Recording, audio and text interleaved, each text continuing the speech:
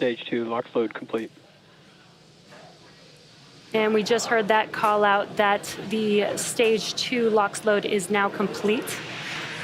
Now the Starlink payload continues to be healthy and the Falcon 9 team is tracking no issues on the rocket. Weather is looking amazing over there in Florida, as you can see on your screen. The range is green for launch, and at T-minus 1 minute and 23 seconds, let's listen into the terminal countdown.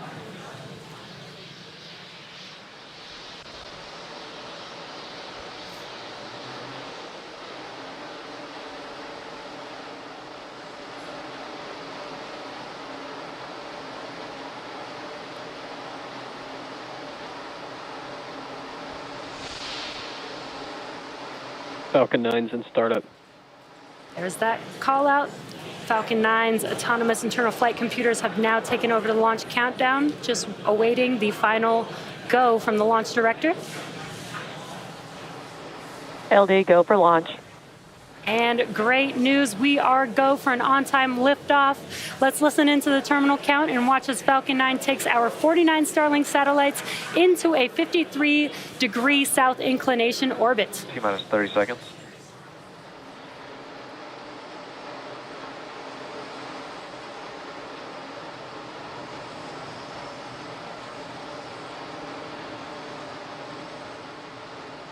T-minus 15.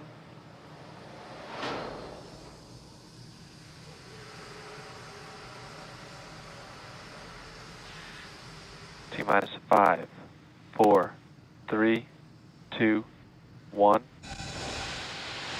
Liftoff.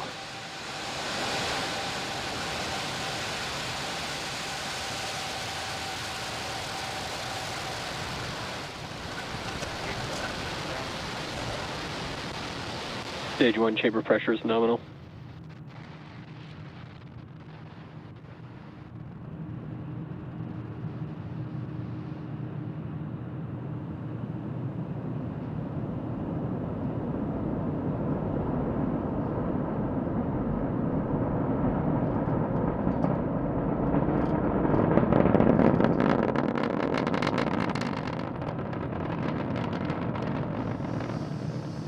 Plus 45 seconds into liftoff, and Falcon 9 has successfully lifted off from Launch Complex 39A at Kennedy Space Center, carrying our stack of 49 Starlink satellites to low Earth orbit. Now, moments ago, we did throttle down the engines in preparation for max Q, and that is maximum aerodynamic pressure.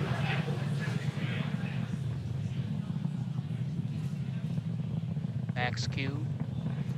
And there's the call out that we just passed through max Q. That is the largest structural load that the vehicle will see throughout ascent. Now coming up, we will have 3 events happening in quick succession. That'll be main engine cutoff, or what we call MECO, stage separation, and second stage engine start 1, or SES-1. MECO is where all 9 of the M1D engines shut off and slow the vehicle down in preparation for stage separation. INVAC engine chill has started. And that's just a call out that the engine chill on the second stage is getting ready for ignition. Stage separation is where the first stage separates from the second stage, and with first stage returning back to Earth for landing, while stage 2 continues on its journey with the third event, SES-1, or second stage engine start 1. And that's where the MVAC engine ignites up and propels the second stage along with the Starlink satellites to their targeted drop-off orbit. We're just about 10 seconds or so away from those 3 events, and they will be followed by fairing deploy shortly after SES-1 as well.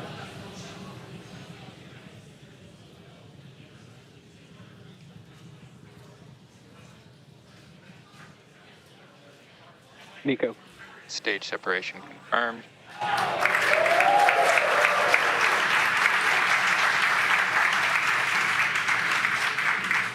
INVAC ignition.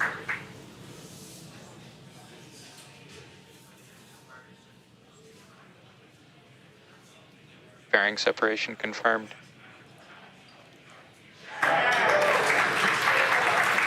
We have got some great views, all four of those events that I mentioned, MECO, stage separation, SES-1, and fairing deploy, all visually confirmed on your screen. Now, the fairing halves flying on today's mission are both flight proven, with one half supporting its fifth flight and the other supporting its fourth flight on today's mission. So we will be attempting to recover the halves again using our recovery vessel, Doug, to hopefully support future missions. Now, on your left-hand screen is a view of the first stage. You can see the grid fins have deployed there. Those help guide the vehicle back to its landing zone. And on your right-hand screen is stage 2. Now, as that heads towards its targeted drop-off orbit, stage 1 will execute 2 burns in order to make its way back to Earth. The first is the entry burn, where 3 of the M1D engines will reignite, and this helps to slow the stage down as it re-enters the upper part of the Earth's atmosphere. Then the second burn is the landing burn. This is the single engine burn that brings the vehicle speed down very rapidly in order to touch down on our drone ship. Again, a shortfall of gravitas today. Acquisition of signal, Bermuda. And that's just a call out that we have connected with a ground station on the second stage. And as you can see on your screen, we've got some incredible views today, a daytime launch with Earth looking amazing in the background of both the first and second stage views.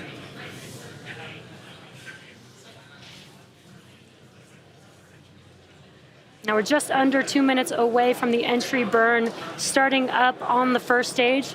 So for those of you who follow, we've got a nominal trajectory call out on second stage, which is great news. Now you'll notice that there is soot on some of these rockets that we reuse. And here's a quick explanation of why and how that soot forms. The rocket-grade kerosene, or RP1, used to fuel a Falcon 9 is carbon-based. So when it burns the fuel, it generates soot.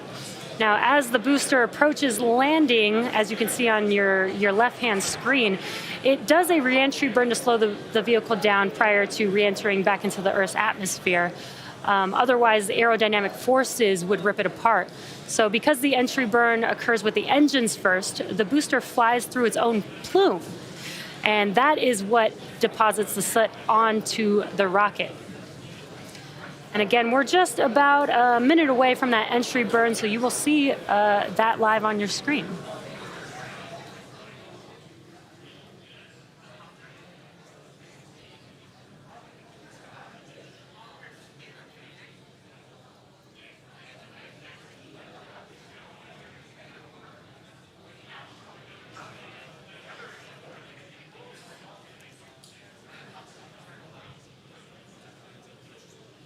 Again, we've got some great views of our Starlink mission today. On your left-hand screen, that is the first stage booster making its way back to Earth, and on your right-hand screen is the second stage taking the satellites to their drop-off orbit. Stage 1 FTS is saved.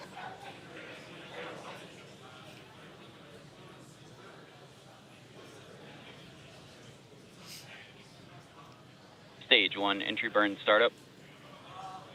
And there you can visually see on your left-hand screen, the entry burn has begun on that first stage.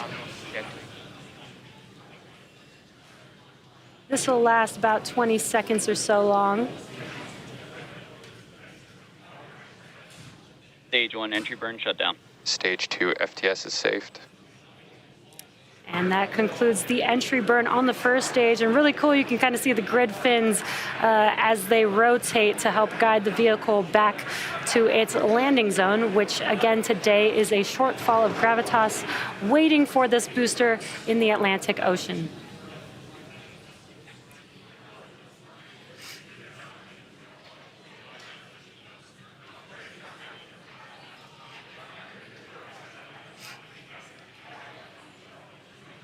We're just under a minute away from the landing burn beginning on the first stage.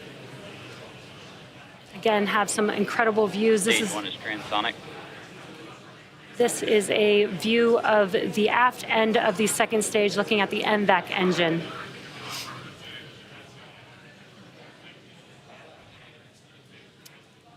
So we are going to have landing burn coming up on first stage. That will last about 20 seconds long, and right when landing burn ends, we should have SECO 1 or second engine cutoff 1 on second stage. Stage 1 landing burn startup.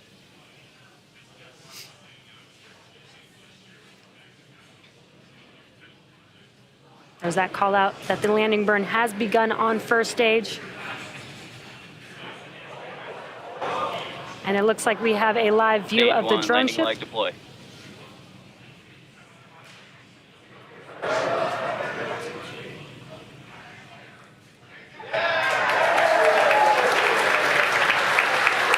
Stage 1 landing is deployed. And we have touchdown of Falcon 9. And through the cheering, we also heard that call out for SECO 1, which is great news. Our booster landing today marks our 101st overall successful recovery of a first stage and 134th successful flight of a Falcon 9 first stage. We also heard nominal orbital insertion for stage 2. So with that call out, next up, loss of signal, Cape. Next up will be payload deploy of our 49 Starlink satellites. Now today's launch marks the Expected loss of signal, Bermuda. Today's launch marks the first East Coast launch to a 53-degree south inclination. We're flying in the south degree trajectory to increase recovery weather availability for both the booster and fairing halves during the winter months. Now we are waiting for the deployment of our 49 Starlink satellites, which is scheduled to occur about 6 minutes from now. But as I mentioned, we won't have live audio or visual confirmation of payload deployment due to the lack of ground station coverage. We will acquire signal with our ground station in Kodiak, Alaska at T plus 1 hour and 20 minutes. So for those of you interested, we will keep the audio-only countdown nets up on our YouTube channel, and we'll confirm successful payload deployment on our social channels. Now with that, we'll be bringing our webcast to a close for today. Thank you for joining us for the first launch of 2022 and our 35th launch of Starlink to date. A big thank you to the Range and Federal Aviation Administration for supporting today's mission. If you're interested in signing up for Starlink service, head over to starlink.com. Thanks for watching, and we'll see you next time.